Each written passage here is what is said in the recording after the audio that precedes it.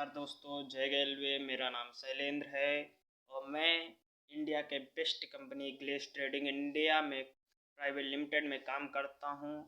आज एक खास जानकारी आपको देने वाला हूं। जैसा कि आप सभी लोग जानते हैं कि आजकल सर्दियों का मौसम चल रहा है, छोटे छोटे बच्चों को, सभी लोगों को खांसी जुकाम हो रही।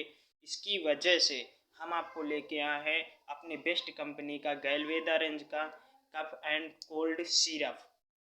ये आप ज़रूर यूज करें। इससे आपकी खांसी जुकाम में बहुत ही कारगर प्रोडक्ट है। थैंक यू, धन्यवाद।